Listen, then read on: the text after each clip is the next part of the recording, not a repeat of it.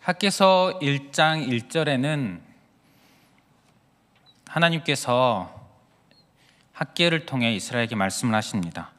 다리오 왕 제2년 여섯째 달 곧 그 달 초하루에 여호와의 말씀이 선지자 학개로 말미암아 스알디엘의 아들 유다 총독 스룹바벨과 여호사닥의 아들 대제사장 여호수아에게 임하니라.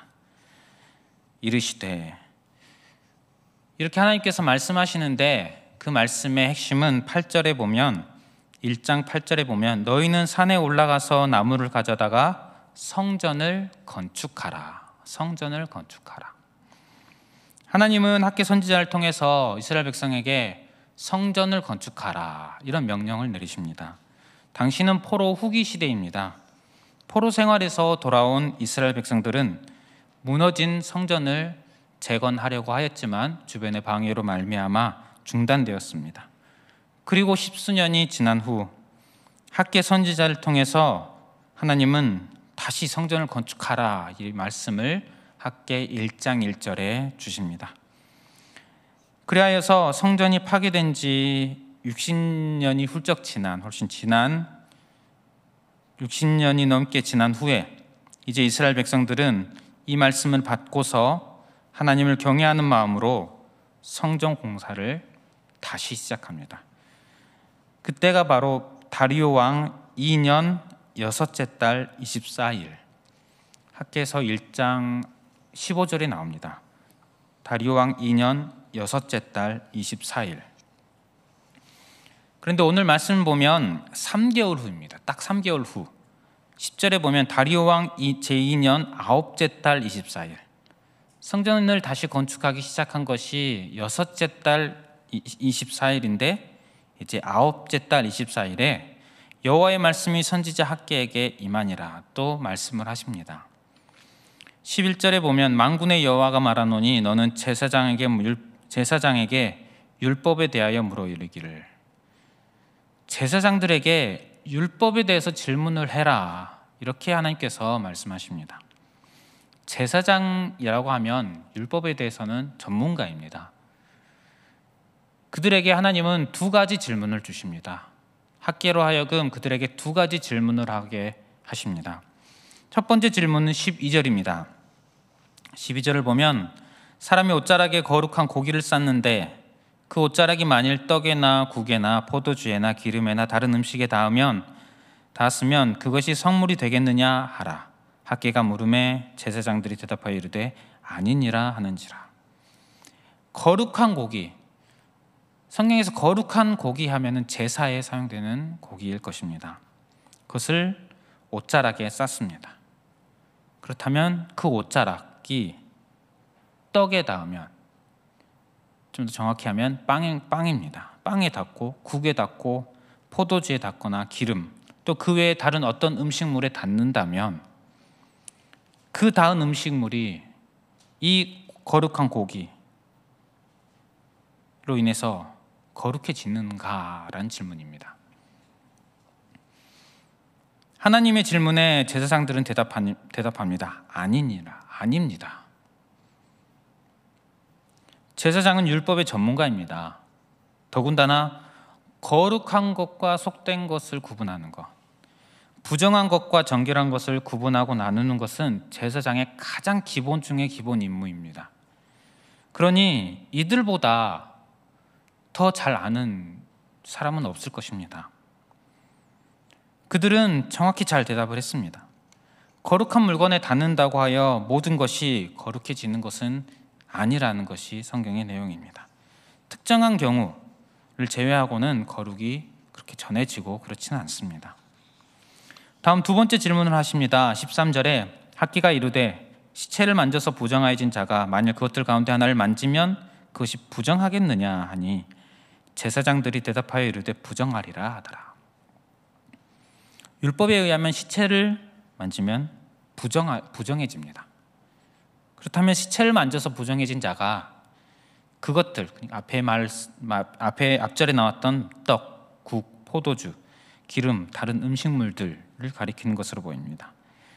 그것 중 무언가를 만지면, 부정해진 자가 그것을 만지면 그 음식이 부정해지는가? 이런 질문입니다.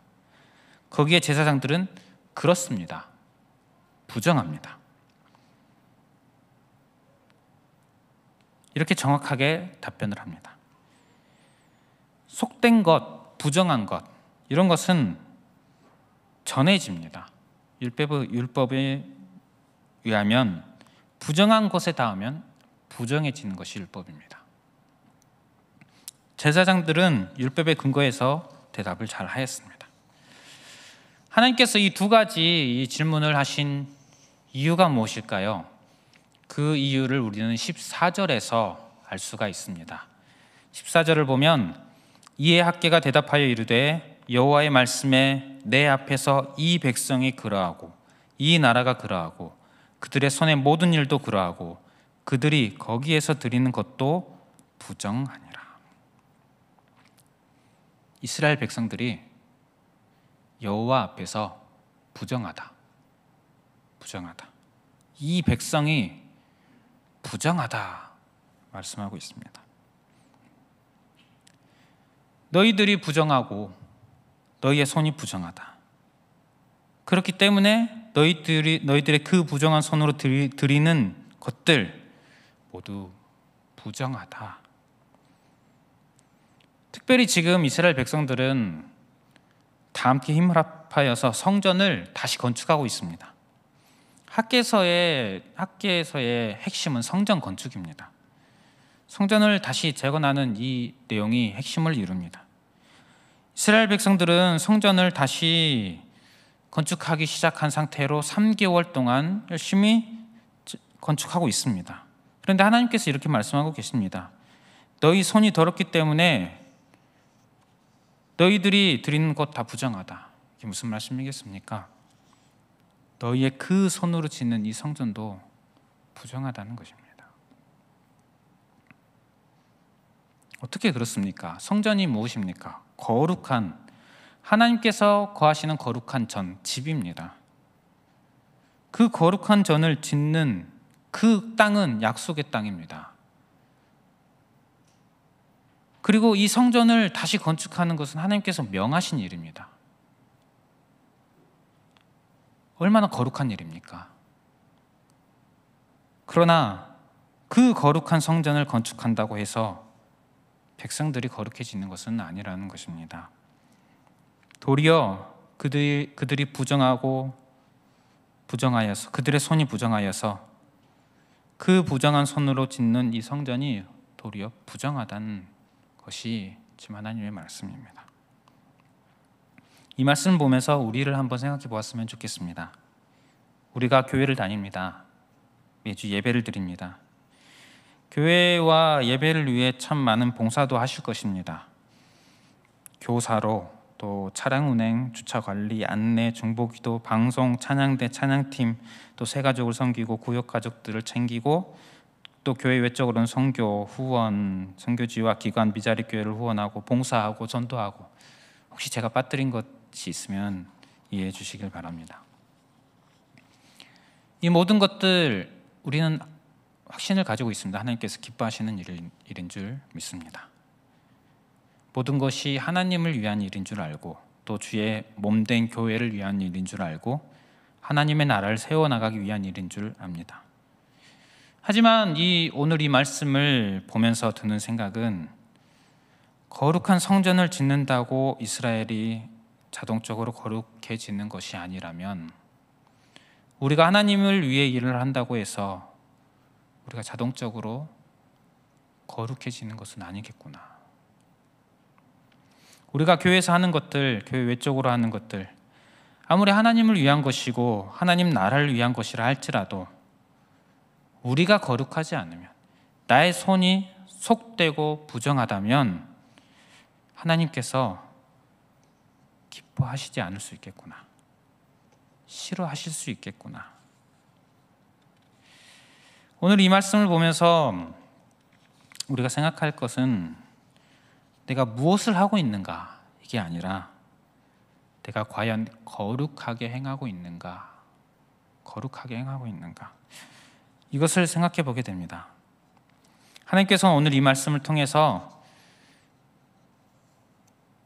하나님의 백성들에게 우리 하나님께서 바라시는 것, 이것이 무엇인지를 선명하게 알려주시는 것 같습니다. 우리 하나님께서 지금 당신의 백성들에게 바라시는 것이 무엇입니까? 너희 부정하다. 무엇을 원하고 계십니까?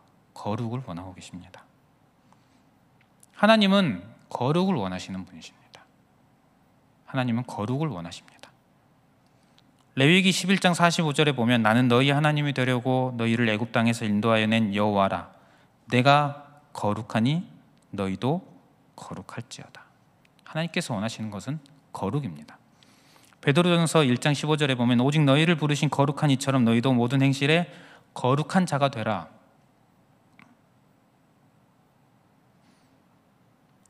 하나님은 거룩을 원하십니다. 그리고 하나님은 거룩한 손으로 하지 않는다면, 부정한 손으로 하는 것이라면 설령 하나님께서 원하셨던 일이라 하더라도 미워하시기도 합니다. 아모스에 보면 선지자 아모스 시대가 굉장히 타락하였습니다. 제사와 삶이 정말 따로따로 놀았던 그런 시대입니다. 아모스에 보면은 이스라엘 백성들의 모습을 보면 제사와 절기에 정말 충실했습니다. 정말 열심이었습니다. 그러나 그들의 삶은 악을 책망하는 자를 미워하고 진실을 정직히 말하는 자를 싫어하고 힘없는 자를 밟고 의인을 학대하고 가난한 자를 억울하게 하는, 하나님의 공의와는 멀어져 있고 악으로 가득 차 있다고 아모스에 나옵니다. 그래서 여호와 하나님께서는 그들의 제사와 절기, 정말 열심히 드리는 그들의 제사와 절기에 대해서 다음과 같이 말씀하셨습니다. 아모스 5장에 보면 내가 너희 절기들을 미워하여 멸시하며 너희 성회들을 기뻐하지 아니하나니 너희가 내게 번제나 소제를 드릴지라도 내가 받지 아니할 것이요 너희의 살찐 희생의 화목제도 내가 돌아보지 아니하리라. 내 노랫소리를 내 앞에서 그칠지어다. 내 비파소리도 내가 듣지 아니하리라. 오직 정의를 물같이 공의를 마르지 않는 강같이 흐르게 할지어다. 이 말씀을 보시면서 어떤 생각이 드십니까? 하나님께서 지금 오늘 우리의 예배, 나의 예배를 기뻐하실까요? 기뻐하지 않으실까요? 제가 목사로서 하나님의 말씀을 전하고 있습니다. 하나님께서는 지금 제가 말씀을 전하는 것을 기뻐하실까요? 기뻐하지 않으실까요? 이 말씀을 보면서 이런 생각을 자꾸만 하게 됩니다. 길수야, 넌 거룩하냐? 하나님 앞에서 거룩하려고 애쓰냐? 발버둥 치고 있느냐? 우리 그리스도인들에게 착각이 있습니다. 한 가지는 이겁니다. 목사라고 거룩한 것이 아닙니다. 목사이기에 자동적으로 거룩해지는 것이 아닙니다. 만약 그러하다면 목사라는 직책이 부적이겠죠. 그런데 이상하게 우리 그리스도인에게 이런 주술적인 사고, 무언가를 부적처럼 여기는 주술적인 사고가 은연중에 있습니다. 교회를 열심히 다니고 열심히 섬기고 그렇게 하다 보면 그것이 자동적으로 내가 어떤 순수하고 참 괜찮은 그리스도인인 것처럼 여겨지게 만듭니다. 한번 생각해 보십시오. 혹시 내가 교회를 섬기는 것, 나의 봉사를 부적처럼 여기고 있지는 않으십니까? 우리 예배를 마치 무당이 하는 굿처럼 여기고 있지는 않습니까? 우리의 착각이 또 한 가지가 더 있습니다. 겉으로 보기에 좋고 어떤 눈에 보이는 성과가 있고 사람의 눈에 보기 좋으면 그것이 참 거룩한 것이고 하나님께서 기뻐 받으실 것이라는 이런 생각이 은연중에 있습니다. 우리 한국교회가 그동안 좀 부족했던 부분 중에 하나인 것 같습니다. 조금 덜 도덕적이어도 성과를 낸다면, 성과가 있다면 그것을 추구해 왔던 모습이 참 많이 있습니다. 그래서 보기 좋은 결과, 눈에 보기 좋은 결과가 있다면 하나님께 영광인 것으로 생각을 많이 하였습니다. 교회 성도가 늘어나고 재정이 늘어나고 건물이나 겉모습이 화려하고 압도적인 이런 스케일을 자랑하게 되고, 이것이 하나님께서 기뻐하시고 영광 받으실 것처럼 생각한 경향이 있었습니다. 또한 하나님의 일이니까, 하나님을 향한 열정으로 하나님을 위해 하는 거니까 이것을 해내기 위해서 조금의 편법 정도는 별로 문제시되지 않았던 그런 모습이 있습니다. 또한 하나님의 일이니까 이 사람 저 사람들에게 마음의 상처를 주고, 이런 것 아무리 상처를 준다고 해도 좋은 결과물을 만들어낸다면 모두가 만회되는 것처럼, 또 그 결과물을 보고 사람들은 칭찬을 합니다. 하나님께 영광을 올려드립니다.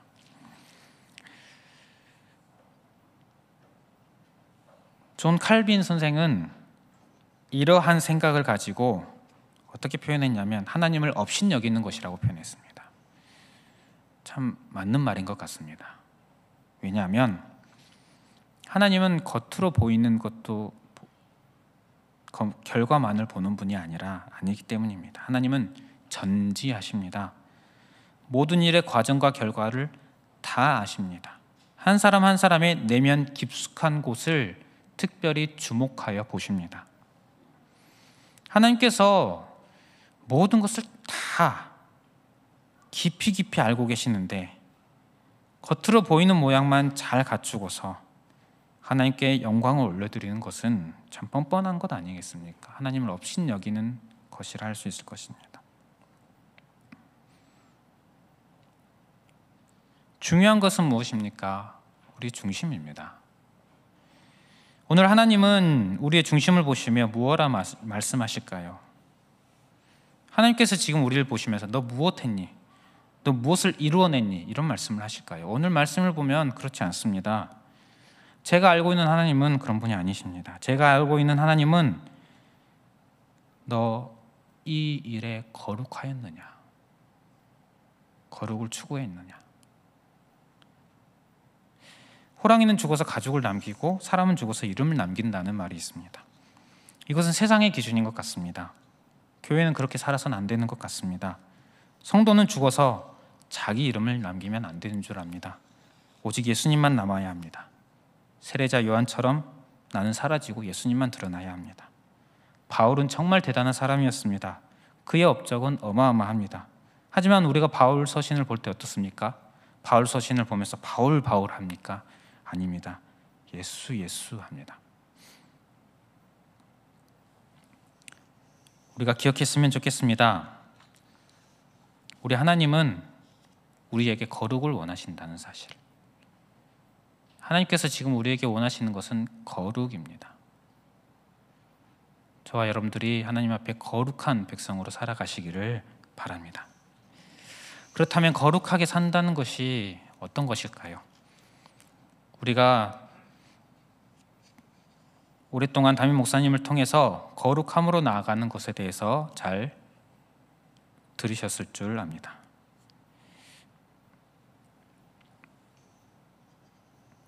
그래서 오늘 마지막으로 거룩하게 산다는 것에 대해서 간략하게 두 가지만 얘기를 해보고자 합니다. 먼저 거룩하게 산다는 것은 예수 그리스도의 십자가 보혈 앞에 날마다 서는 것입니다. 하나님께서 오늘 이 하신 질문들은 제의적인 질문입니다.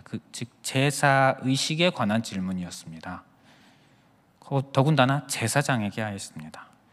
이 부정하다, 이 거룩과 부정에 관한 이 질문, 이 말씀에 흐르는 배경이 제사입니다.